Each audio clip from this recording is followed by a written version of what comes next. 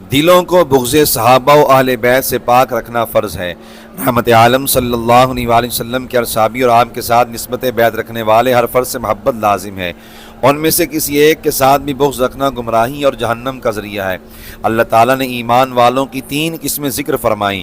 مکہ مکرمہ سے کوچ کرنے والے مہاجرین، نمبر 2، مدینہ پاک میں ان کی میزبانی کرنے والے انصار، نمبر 3، قیامت تک کہ وہ مسلمان جو مہاجرین و انصار کے لیے دعائیں کریں اور ان سے کدورت نہ رکھیں۔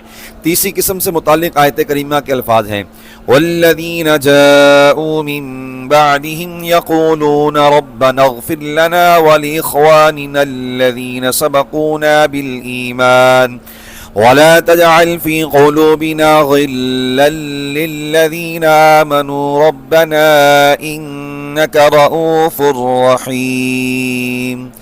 اور وہ جو ان کے بعد آئے عرض کرتے ہیں اے ہمارے رب ہمیں بخش دے، اور ہم سے پہلے ایمان لانے والے ہمارے بھائیوں کو بھی بخش دے، اور ہمارے دلوں میں ایمان والوں کے لیے کوئی کینہ یعنی کدورت نہ رکھ، اے ہمارے رب بے شک تو ہی نہایت مہربان بہت رحم والا ہے۔ عراق سے تعلق رکھنے والے کچھ بدبخت شہزادہ امام حسین حضرت امام زین العابدین رضی اللہ تعالیٰ عنہ کے پاس آئے اور صحابہ کرام رضی اللہ عنہم کے بارے میں بد زبانی کی۔ آپ نے انہیں فرمایا تم مہاجرین سے ہو؟ انہوں نے کہا نہیں۔ فرمایا تم انصار سے ہو؟ کہنے لگے نہیں۔ فرمایا سورہ حشر میں مذکور مسلمانوں کی پہلی 2 جماعتوں میں شامل نہ ہونے کا تم نے خود اقرار کیا۔ وَأَنَا أَشْهَدُ أَنَّكُمْ لَسْتُم مِّنَ الْفِرْقَةِ الثَّالِثَةِ، میں گواہی دیتا ہوں کہ یعنی بغض صحابہ کی وجہ سے تم تیسری قسم میں بھی شامل نہیں ہو۔ مزید فرمایا فَقُومُوا عَنِّي لَا بَارَكَ اللَّهُ فِيكُمْ وَلَا قَرَّبَ دُورَكُمْ أَنْتُمْ مُسْتَهْزِئُونَ بِالْإِسْلَامِ وَلَسْتُم مِّنْ أَهْلِهِ، یعنی میرے پاس اٹھ جاؤ، اللہ تمہیں برکت نہ دے، اللہ تمہیں یعنی مدینہ منورہ کے اور ہم اہل بیت کے قریب نہ کرے، تم اسلام سے مذاق کرنے والے ہو، سچے مسلمان نہیں ہو۔ صحابہ و اہل بیت علیہم الرضوان سے بغض رکھنا تو بہت دور کی بات ہے۔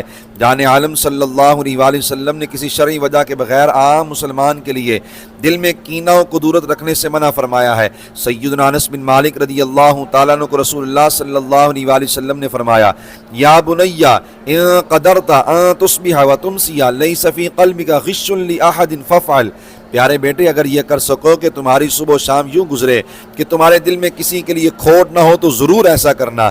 مزید فرمایا پیارے بیٹے یہ میری سنت ہے، جس نے میری سنت یعنی شریعت کو زندہ کیا ضرور اسے میری یعنی سچی اور کامل محبت نصیب ہوئی، اور جسے میرا پیار مل گیا وہ جنت میں میرے ساتھ ہوگا۔